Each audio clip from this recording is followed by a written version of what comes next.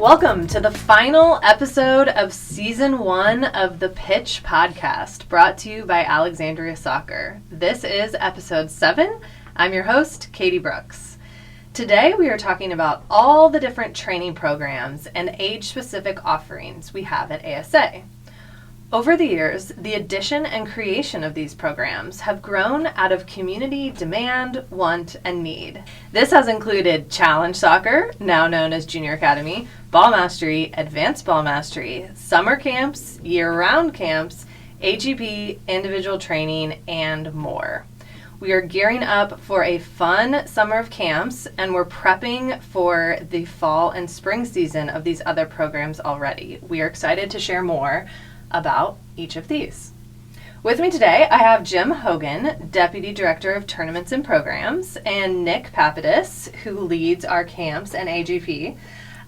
We have to shout out Grigor Boychev, who could not be with us today, but oversees the Junior Academy and Ball Mastery programs, which many of you may have been a part of in the past. As we get started, I'd also like to give a shout out to Ben Hawkins and Will Hanna, both who helped run and organize camps for many years. All right, Nick and Jim, thanks for being here. Why don't you each introduce yourself, tell me a little bit about how you're involved with programs at ASA, and then we'll get into it. Yeah, this is going to be a walk down memory lane for me today. I was just listening to you list off all the programs. Yeah. And having been here now for 10 plus years and having either started or been at the start of a lot of the programs. Of these, yeah, there'll be a lot to share today about where we were and where we're headed, and looking forward to the discussion. But yeah, I've been with the club for over 10 years now. So, and a big part of my role now is overseeing these supplemental programs, which is what we'll share more about today. Mm-hmm. So yeah, looking forward to the discussion.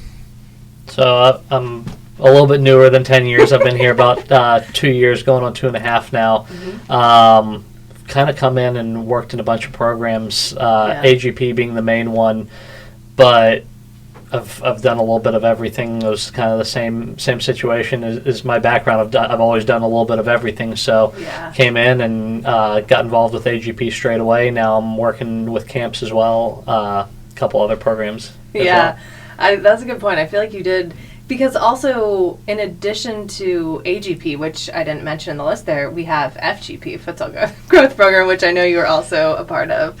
That's a great point. I think, like, one of the biggest takeaways from this episode that I just want to make sure is clear at the beginning is we want to kind of share more about all of these different programs, which don't necessarily go in the same bucket. We kind of call them supplementary, but it's just things in addition to what are more quote-unquote classic youth soccer club offerings of rec and Traveler Academy, and of course we have futsal.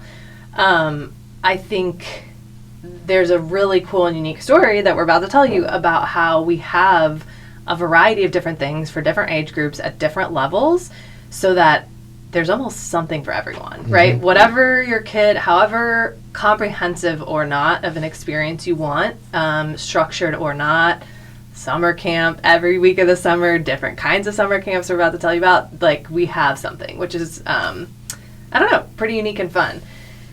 Let's maybe, I kind of want to walk through the programs a little bit chronologically by age, but before we do that, let's start like olden days.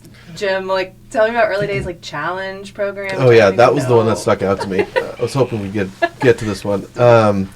So while I was working at DC United, I was still trying to find other opportunities to be involved with the sport, and mm-hmm. coached up in DC Stoddart at the time mm-hmm. for many years on the rec side, and then a good friend of mine, Ryan Rich, who's employed by Alexandria Soccer as well. He started coaching an academy team, travel, at the time, and then getting more and more involved with Alexandria Soccer as a whole.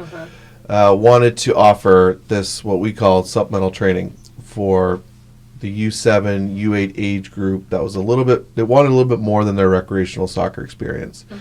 And they were looking for coaches. And he said, you know, hey, let's run this together. We'll do it. There was like 24 kids. And Simpson Field, which is our amazing location for many of these programs, was not there at the time U7 and U8 Challenge started. It was actually in the vacant lot across Route 1, which we called Potomac Yards. Okay. So it was a gravel parking lot. You pulled up, and the field was kind of up a couple tiers, and there was 24 kids, and we just got together once or twice a week and worked on really ball manipulation, ball skills.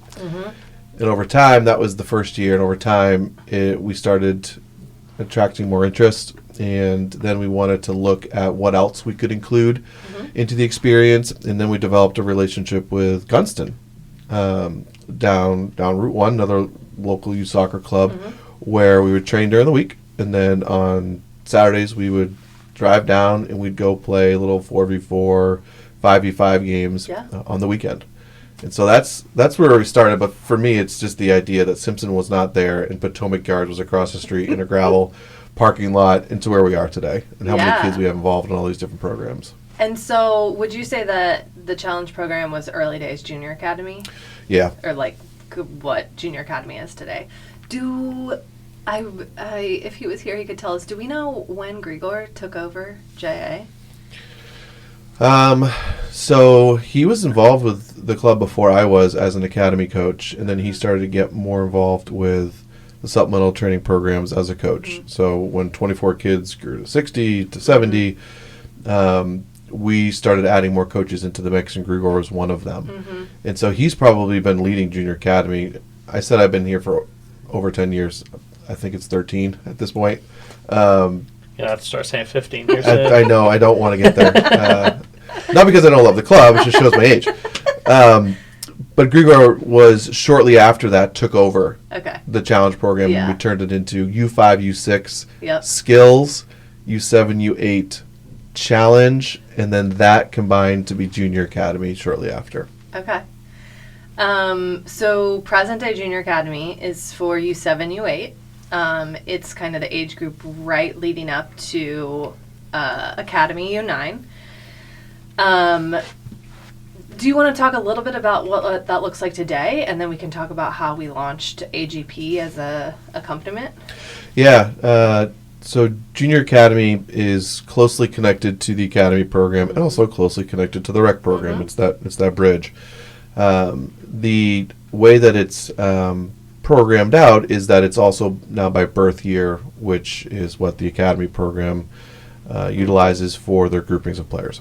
So it's whatever the 2 years are youngest of U9. Those are the predominantly the age groups that are involved with Junior Academy. Yeah. And then what we've grown into is from those 24 kids now to almost 300 kids, boys and girls, across those two age bands. And they have the opportunity to pick either one training session a week.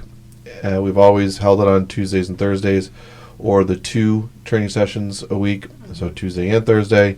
And then they have a league game Saturday afternoons where they are placed on a team. They play with the same team every weekend, and they've got a full-time coach, dedicated coach to their team with assistant coaches, which we've talked previously on podcasts that have a connection to the youth side. So, or players that are graduating into the coaching sphere and getting the opportunities to get their feet wet as coaches too. Yeah. I think one of the really cool things about Junior Academy that families appreciate, especially families that look back who now maybe have U15, U16 player, right? They practice 3 times a week. They are traveling to different places for games on the weekends. They might have been in New Jersey this last weekend over Memorial Day competing. There's just, as is the nature, much more uncertainty about what your season looks like. I think the beauty of Junior Academy for that transitional bridge program is it's on the same days at the same place, and your game is within a half an hour every weekend. So it really preps you for that. Maybe more structure, more practices a week, but in a way that feels manageable for that age. Yeah. Oh, that's a big part of it. Parents are looking for a more professionalized approach, something a little bit more than their recreational experience at those age groups. oh, and I know the schedule. Yeah. What a great opportunity. Yeah. to take advantage of. Yeah. So, and then the options of either one practice or two practice make a big difference about how they want to dip their toes into the junior academy experience. Do they want to go, hey, I want to stay on my rec team and also add the junior academy experience and go one day? Or am I going to transition from the rec team to 2 days of practice in a game with junior academy? Yeah. So really giving them the flexibility and not pressuring them one way or the other because they may be with their classmates and neighbors on their rec team, and that means a lot to them. And so we would encourage them to stay there, while also finding new friends in a new competitive space with the junior academy program to mix up their offerings and experience. Yeah.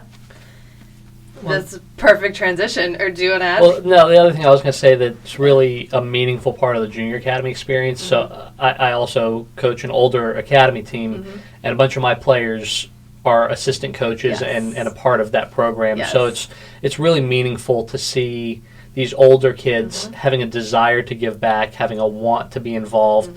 And I really think that it shows they come out better for it. Like when they come to practice, sometimes they're like, I'm so sorry, I'm in my red coaching shirt instead of my gray practice shirt. But it also shows that they care, and it builds a lot of character for them as players. So that connection is so much deeper than just a hired coach that is with that team. Yes, for sure. And as an example, I've had a couple high school players in the past tell me, like, I'm having to think about how to break down a skill such as dribbling or keeping the ball close or using your pinky toe. And by having to, like, teach a younger kid that, I'm thinking about my own skills and, like, how I do things and improving, which I think is a cool absolutely tie-in. I want to piggyback off of one comment. It's a personal connection, but I think it's pretty cool. So this past year, my son I guess he's been involved with junior academy for a year and a half, but the coaches that have started to show up now on the junior academy side of things are kids that I coached in those first couple of years in junior academy.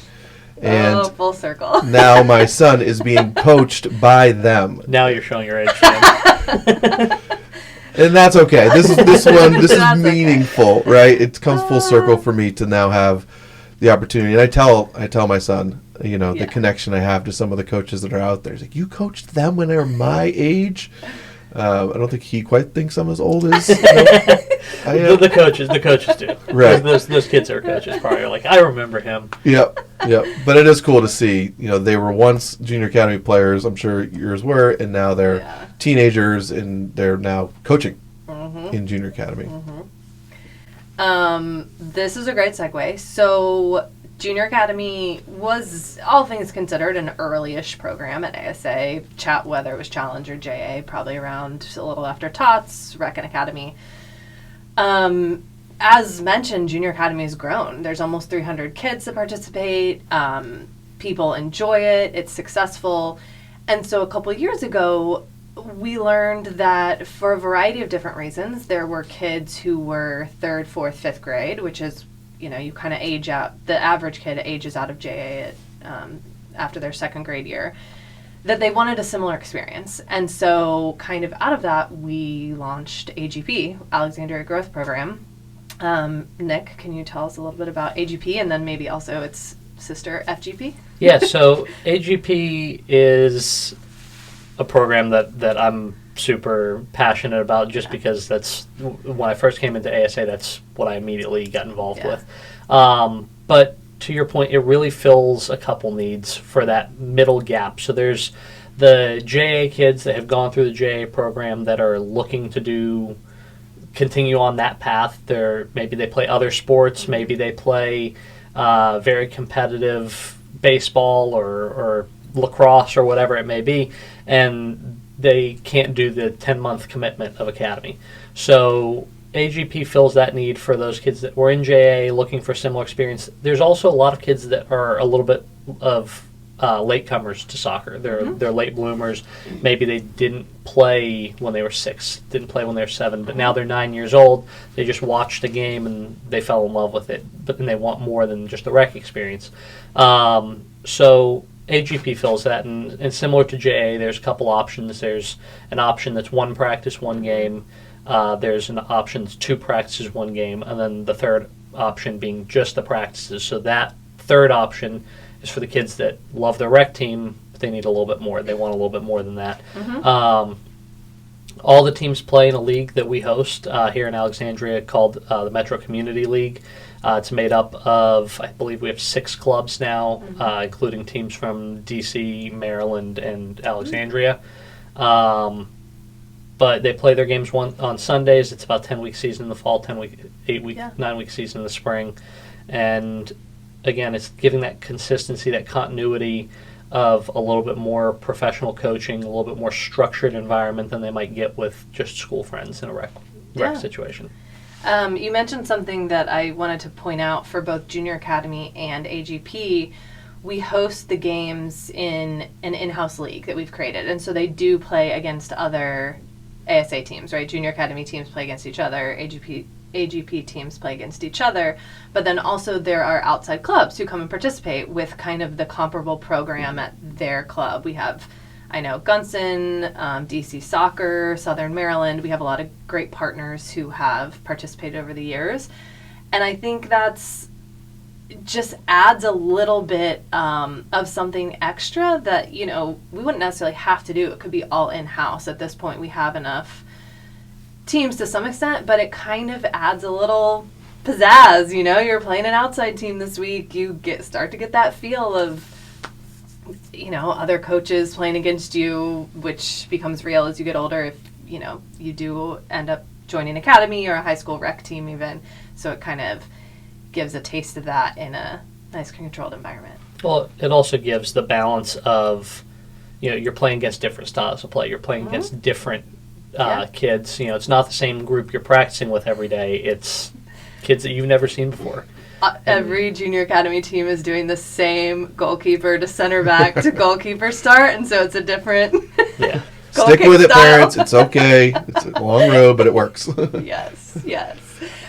I will say, too, the league, the game day, has offered us an opportunity to work with younger referees and give them a platform in an environment that is generally supportive and understanding of, you know, we're learning new skills. Generally supportive and understanding. And we preach and encourage that. But it is more of a space that, hey, you can take younger referees, you can get them on the field and give them mentors that are observing them and can walk alongside them during a game, communicate with them, and give them that first taste. Because the referee, we'd like to deepen our referee pool, but it's an opportunity to make some money for them and to be involved with the game in different ways. At the same time, we look at young coaches, giving them their first experience, putting them with mentors. We already mentioned some of the academy kids getting involved, but they'll partner up with a more experienced coach. We recognize that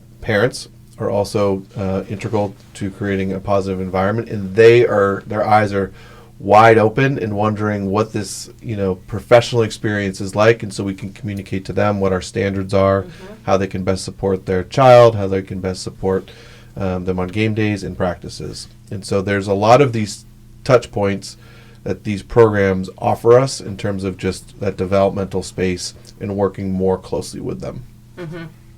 And so, to go back real quick, Futsal Growth Program is a similar structure for futsal in the winter for 3rd through 5th graders? So it's both AGP and FGP are 3rd through 6th, so they do go into middle school. And that comes with that kind of U12 experience. So, you know, that's where it gets tricky because a lot of programs go by school year, some go by birth year. So we've gone in 6th grade to capture that U12 age group. But FGP is 1 practice and 1 game. And the big thing there is similar to AGP growing out of JA. FGP was people that were in AGP saying, all right, the season's done for AGP. What's next? What happens in the winter? Yeah, what do we do in the winter? Do we just join rec futsal? Do we do academy futsal? And when we realized, no, there's a good chunk of people that want to do that professional experience but can't commit to 2 practices, or they also are doing basketball, like I said. They're doing other things. So FGP was grown out of necessity, and it continues to grow. I believe we had 9 teams this past winter. One other program I want to mention before we jump to camps is Ball Mastery, which I know with AGP, the kind of, if you just opt into the 2 practices per week and no game, you're kind of getting that ball skills. That might be what you're interested in. You're still playing with your rec team. We also have that opportunity for pre-K through 2nd grade. Yep. For kids who want an extra practice, or maybe they aspire to be in junior academy or aspire to be in academy, and so they want an extra practice a week. Has Ball Mastery changed much over the years? What has the structure been? The structure's remained very similar over the years, and again, it lives in that space for a recreational player and family that wants an additional night of playing soccer. Most often, those pre-K to 2nd grade teams are practicing once a week and then playing a game on Saturday. So if there's an eager family, an interested player, we provide Ball Mastery on Tuesdays and Thursdays alongside the Junior Academy program. And the focus of it is really ball manipulation, dribbling skills, 1v0, 1v1 at the youngest age groups for the pre-K and K group. And the 1st and 2nd graders, it's still age-appropriate activities where they're working with partners or small groups, but mostly focused on the individual development, not necessarily in a team format. So they're the training group that's partnered up with someone who's also playing on their rec team during the week. Yep. Another opportunity for practice. Yep. Okay, let's talk about camps. So camps is a behemoth of a program, even though they're, I don't know, sometimes I think we fall, winter, spring, we forget about it, and then we're like, oh, we have like 16 weeks of summer camp. That's an exaggeration. Do we have 8?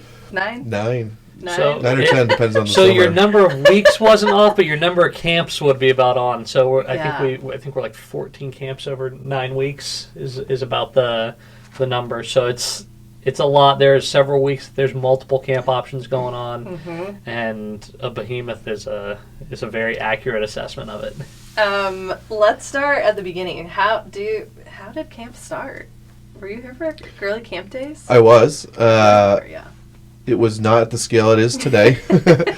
Quite frankly, I was trying to think back, and I think in the beginning we offered 2 or 3 weeks in the summer, and it might have been late July, early August was the time frame. Perfect. Yeah. And then as we began the planning process and thinking through, it was, okay, let's do all of July and all of August. And then it was like, well, let's just do every week there is in the summer. We'll find the space. We'll find the coaches. We've got plenty of activities, plenty of program gear. We're okay. Plenty of water balloons. Plenty of water balloons. Find the sanity. And once we filled up all 9 weeks of the summer with one camp, then we started looking at other opportunities, whether it's our really, really popular residential camp, if it's our advanced day, advanced evening camps that we've expanded to, and then COVID really gave us a new twist and opened our eyes to not just a soccer-based camp, but more of a sports and activity camp, which was held over at Ben Brenman Park. And over there, we utilized all the park's resources, whether it was the playgrounds or the volleyball or the creek or us bringing arts and crafts, nature walks. Like it was a outdoors camp. Yeah. And now we're at the point where we're looking at futsal specific camps, girls only specific camps, bringing in partner clubs. Palmeiras is coming this summer, and their professional team will be here, part of Club World Cup. So all different ways to keep kids active and engaged, and us busy during the summer. During our down months. During our down months, yes. So much for the soccer off season. It's amazing. Like, when I started in youth soccer like 9 years ago now, and there was an off season.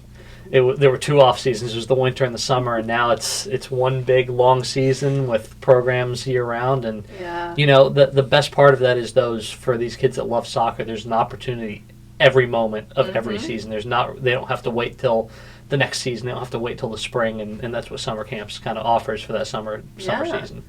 Do you want to say something? I was just saying, just very simply that over the years we've been very good listeners, and when our parents or our players are asking us for a little bit more, have you considered this idea or this program, and we move rather quickly and can pivot into adding another week of camp or a unique experience, which I give a lot of other people involved with the club a lot of credit. We move really fast, really quick, but we're thoughtful and thorough, and generally in response to a new opportunity, whether it's presented to us from a parent or a coach or something that we've dreamed up and made happen ourselves. Let's go to the tried and true classic soccer day camps. So yeah, our soccer camps have been extremely popular over at Simpson. Grass field, the experience when you walk up is really welcoming, really friendly. The tents are laid out, the music is going, the kids are playing soccer, they love it, and they spend all day going through different activities that either we grew up playing and have kept in the camp experience, or there's new games that are tried every single year. Ben Hawkins has been a legend out there with a couple of the games that he's brought out, 4-goal World Cup and many other ones. Blue Lightning, I think, is another extremely popular one. But yeah, that lives at Simpson in June and July. This summer, we are at a new location. And this summer, we are transitioning to George Washington Middle School and have the addition of a pool. So we're excited. We've been pushing to try and get access to a pool or some indoor space. And after many years of working towards that, we've been able to secure pool access at Old Town and at Minnie Howard. And if we haven't yet, it's going to be coming very soon. So plan on swimming and playing lots of soccer this summer. Yep, love that. An extension of soccer day camps, which younger kids can come half day, 7 to 12-year-olds can come for the full day. I think our advanced camp and evening camps and residential camp. Can you talk a little bit, that's two different things, but a little bit about those? Yeah, you can do residential. I'll do the advanced, if that's okay. The residential camps, that's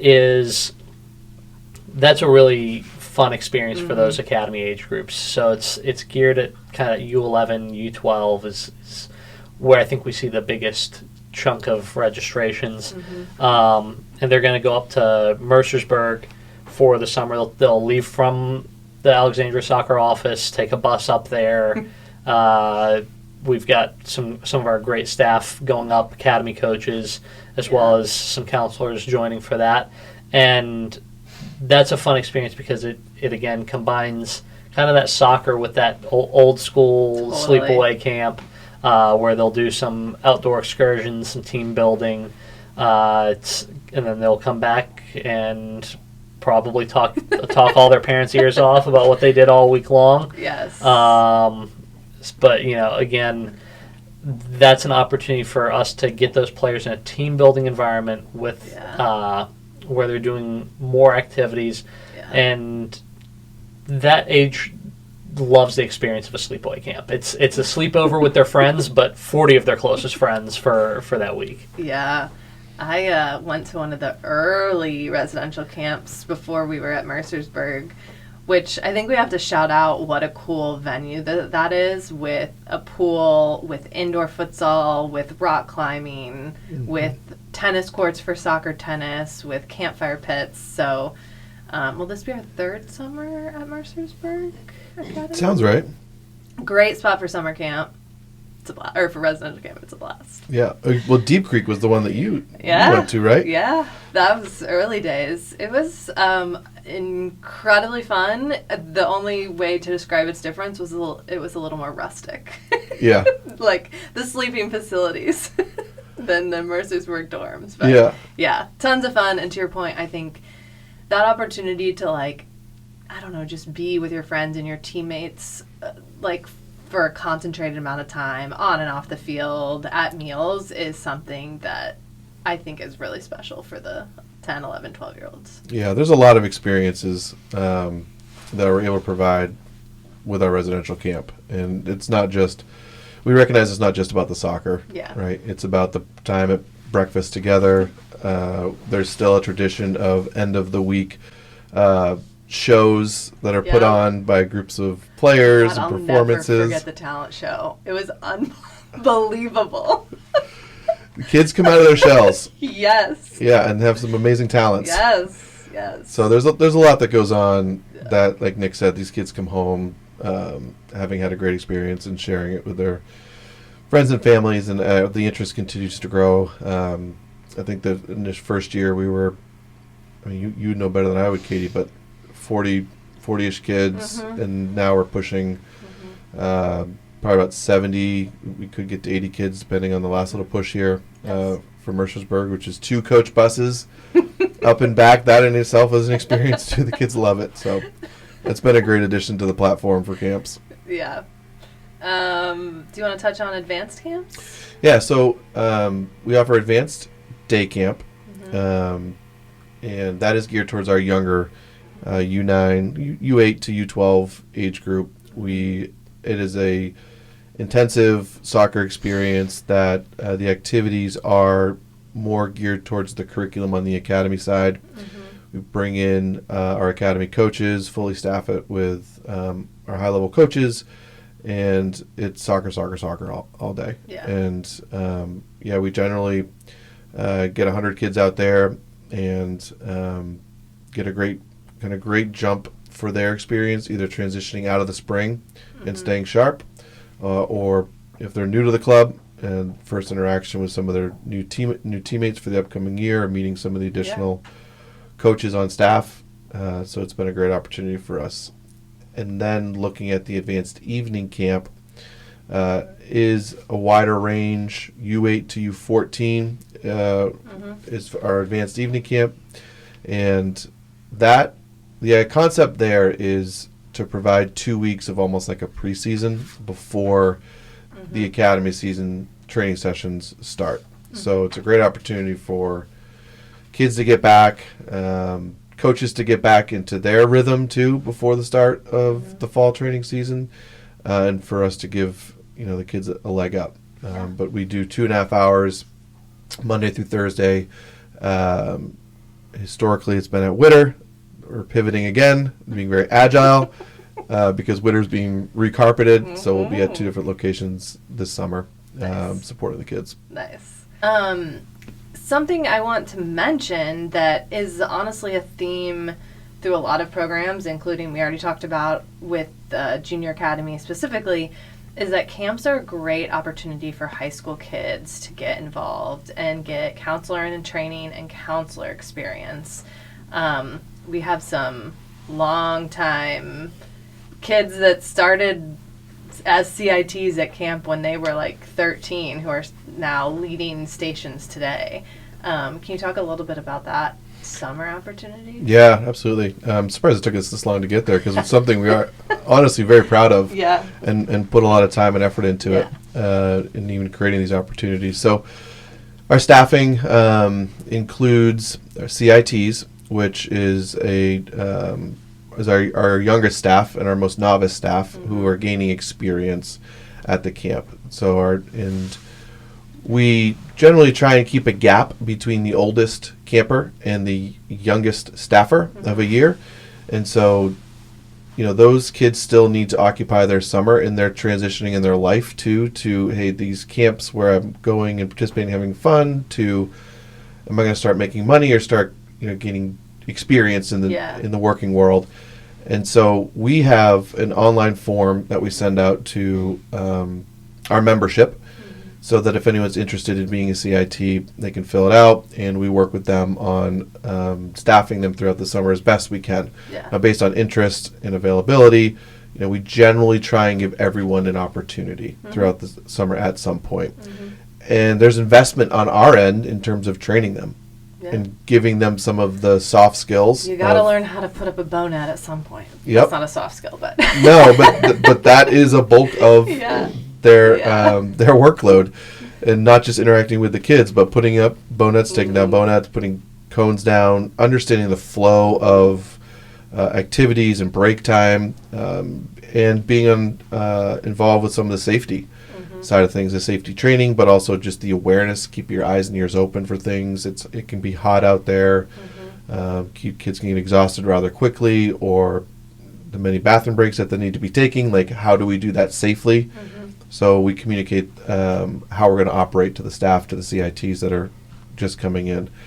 Now, after a year, or if individuals need a little longer in their training, they can progress into a counselor where they can start getting paid for their work and taking on more responsibility. And what that looks like may be different for each individual, but they've made a step up. Now we're investing in them, and there's more of a hiring practice and an expectation created with them when they're counselors and then transitioning into coaches, meaning there's an activity, they can lead the activity, and they can lead the group. Do you have that level of responsibilities in you and put on your shoulders now with a group of kids, for a 7-8 hour day?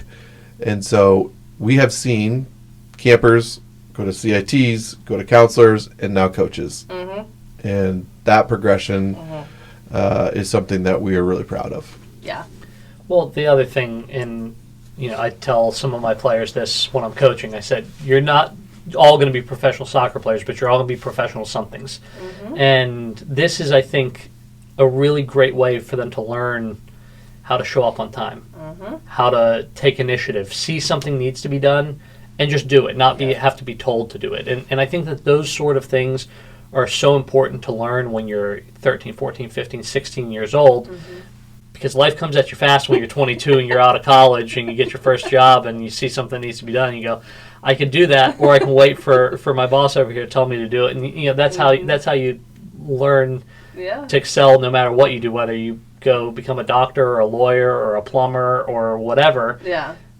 It's that initiative that we can teach in that camp environment and that work ethic that we can teach in that camp environment that will better serve these players as they go into their lives. 100%. I love that point. Two other things I want to mention, and I'm going to ask you all a question kind of here at the end. But before we get there, I want to just mention in our under our umbrella of supplemental programs, training programs, is individual training, which is newish to us in the past 2 years. Jim, can you tell us a little bit about what individual private training is? Yeah, it's responding to a community demand. We've realized that a lot of our families are deciding to go out and hire personal trainers for one-on-one, small group training environments to identify, a weakness or an area of growth within their game. And there's been challenges with community use, community space, permitted use, and we've recognized the opportunity to say, okay, we can provide that platform and we can check all the boxes that need to be checked in regards to doing it on permitted space, having insurance for those players and those coaches, and being able to communicate effectively to the players about, hey, this is how, what you might have received on your feedback form, and what we can do to address some of those areas of weaknesses or growth within your game. So David Drafton has taken on that program as a program lead. Fill out an interest form, you submit to the interest form that you're interested in, and he'll reach out to you and schedule training sessions with a group of coaches that he's got that work with kids that, as young as, there was a 5-year-old out there, and there are adults that are requesting 1v1 training. So again, being agile and responding to the community and their demands and saying, is this something that we can provide at a high level? And it's shown a lot of interest. That is like the perfect segue to sort of the last question I wanted to ask you both, but I think in this regard, related to our training programs, it's a little bit tough. So I often ask, where do you want to see your program in a couple years? And I think there are a lot of, growth and improvements or things we want to do. We want to pool. We're hopefully, we've got a pool this summer. But in this regard, are there other programs you'd love to see? I think so much, to your point, comes out of like we see a need and we're like, oh, we can provide that. I mean, a huge example is, which is, again, kind of under this umbrella, during COVID, we launched School Plus because we had coaches who weren't coaching soccer teams. We popped up our safe outside school. We have tons of tents. We got Wi-Fi. Kids were working at individual desks. Our coaches were helping them do their online school. So maybe we can't see what we can't see yet. We don't know what we don't know. But I guess, are there any like big, exciting improvements you would hope for in a program that exists? And is there any program you would hope to exist? Yeah, I mean, the thing for me is not as much what I hope does exist, it's what I hope doesn't exist. And I hope that there isn't a situation where a player doesn't feel like there's a program that fits them. Mm-hmm. And I think that the breadth of our programming, we have so many different levels, both competitive levels, commitment levels. I just hope that there's not a situation where there's a player that goes, I want to play at X level, but there's not anything for me. And there's so many variables that can lead to that, like I said, whether it's their school environment or their other activities. But I hope that we're able to continue to provide something that fits the competitive needs of every player while also fitting the social needs of every player. That's very well said, Nick. I love that. Yeah, what a great answer. And done. Yeah. Sorry. Jim, do you have anything? Well, we're working on all these vision statements for all the different programs. This is exactly what you're talking about. Yeah. Is what's the vision of each program? And I've used the word agile, but opportunities are out there, and I want to just make sure that we are wide-eyed and open to the opportunities that come across our table, whether it's something that we've dreamed up or a parent or coach identifies as an opportunity for us. We've got the means to make a lot happen in a short amount of time, which is great. And I think other things that come to mind are just the experience that we're able to provide these kids, and they're able to walk home and with a smile on their face and excited about the week and be creative in how we deliver the program and what enhancements that we can provide. I think I've used this analogy a number of times, but I remember going to triathlons or these different mud runs and what those look and feel like in terms of the camaraderie, the pageantry, the music. When you walk up, it's a good vibe. And so a lot of these programs where camps specifically can model that behavior, and how can we do it with coaches and referees and just create an environment where kids can develop at their own pace, at their own time, but in a really supportive, structured way. That's great. I think these are some of the most unique programs we offer, and I'm glad we got to dive into them, and thank you for sharing.